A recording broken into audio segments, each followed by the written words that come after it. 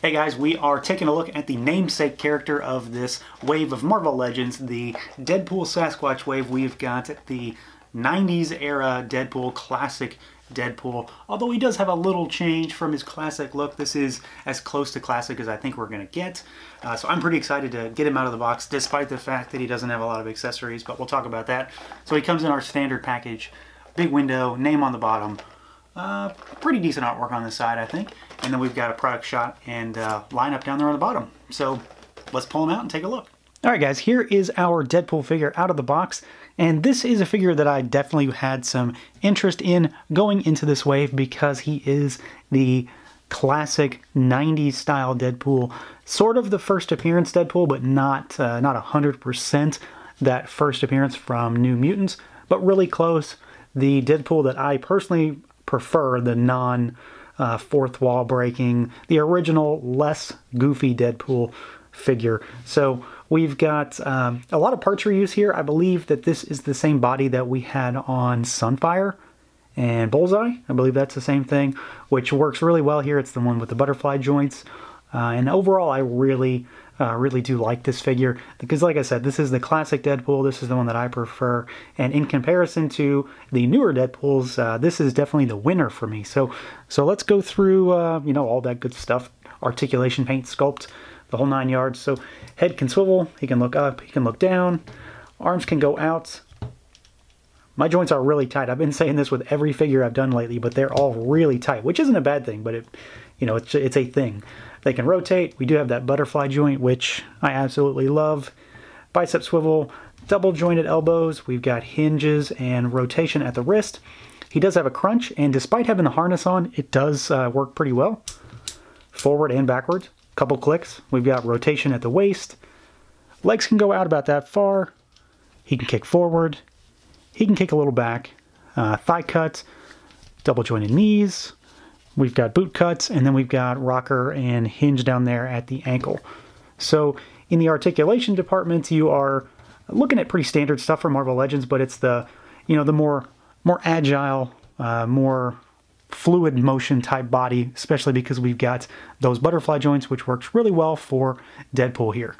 Now, as far as his overall look and his aesthetic and design, this is sort of his classic early 90s look. It's not perfect. It's certainly not the very first interpretation of Deadpool because the harness is different. I believe in his first early appearances, the pouches on his legs were not gray, but these have changed a lot from artist to artist and iteration to iteration, so I'm not going to be a stickler for that. The one thing that definitely wasn't there when he first was created is the little Deadpool mask on his belt. That was not a thing, especially on that first cover that he was on. It doesn't bother me, but it's another one of those little goofy Deadpool things that is more reminiscent of his later and current theme, which isn't my favorite. I always preferred the classic Deadpool, so that's just my preference. But I know Deadpool is wildly popular now, and that's the Deadpool that most folks kind of stick to. So sculpt-wise, like I said, this is that butterfly joint, really agile, kind of slimmer body that we saw with Bullseye, and I believe it was Sunfire as well. So we've got that butterfly joint, and overall I really dig this sculpt. I think it looks perfect for this particular Deadpool. He's not too bulky, he's not really thin. He's very streamlined, very fit, very muscular, and overall I think this looks perfect for this type of Deadpool. I couldn't be happier with the way he actually looks. The pouches are they're free floating, but they don't fall down, which I like. The straps on his ankles and his wrists are free floating, but they don't move really either. We've also got one kind of at the collar level, which if you took the head off, you could pop that off. I do like the harness, although, like I said, it's not exactly 100% exactly what he wore, but I'm sure he wore something similar to this, so again, I don't really care. He's got this two sheaths on his back, which are very tight and very fitting. Not tight in a bad way, just these swords are not going to pop out, which I do like that. As far as paint, he doesn't have tons. We've just got, some reds and blacks where the plastic is not molded in that color, and I haven't really noticed any real major concerns. I do have some nicks or some splotches here and there, but you probably aren't able to pick them up on camera because they honestly are really tiny. The head sculpt is that classic sculpt, so it's not the one that has the little hood droop on the back. It's the very tight-fitting you know, just kind of skull cap almost. And it's not one of the ones with the wonky kind of expressive eyes. He is a no-nonsense kind of Deadpool here, which I really like. I like the paint there. Everything's very clean. And again, this is the style that I really like. The early 90s stuff when I read the comics and was a kid. So this, you know, this kind of plays into the nostalgia for me. Just like with the Cable figure in this wave, this is the Deadpool that I've always stuck with and I've always remembered because it was my first Deadpool, which is why I really like it. And I think as far as the overall look, they absolutely nailed it. Now, as far as accessories goes, there's not a whole lot here, and this is kind of the only real place where I would like to gripe about this figure, because I feel like he should have come with a little more. You know, I've got some gripes between this figure and the X-Force Deadpool that they included in this wave. So all that this figure comes with are his two swords. And, you know, they're just kind of basic swords. I don't really care for these. I think they're a little too short. They look kind of weird. The other swords that the other Deadpools have, I think, are honestly a little too long, so maybe there was a happy medium that couldn't be met, but they're okay. He holds them both just fine. Don't have any issues with them, but what I would have loved to have seen is an actual gun, because the early Deadpool also had a gun, especially on that New Mutants cover. He was holding a gun on that cover, and that may or may not be what they were going for, but that's what I want. You could maybe use one of Cable's extra guns. I've done that, but they're honestly, the hilts or handles are a little big, so they kind of pry apart Deadpool's hands. That said, my bigger gripe overall is that they included nothing else with this figure. It's just the two swords. Whereas the X-Force Deadpool, who we've already gotten in form of the HasCon exclusive, has multiple accessories and a Build-A-Figure part.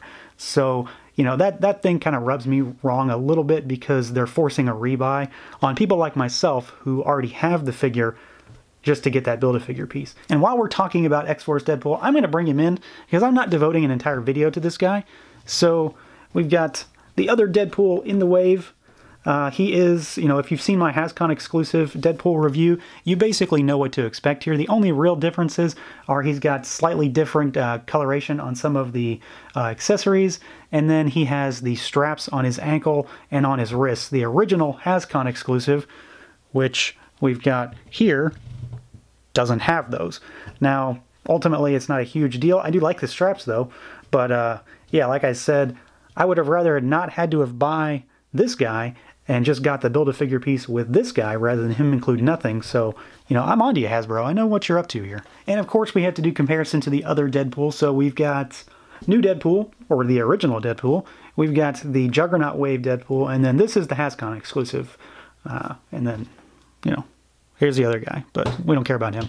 So you can see that these two are obviously very, very similar. They're basically the exact same figure with a few changes here and there to switch them up just a bit. This guy is obviously an entirely different beast, entirely different body, different style, different look. And again, this is my preferred Deadpool.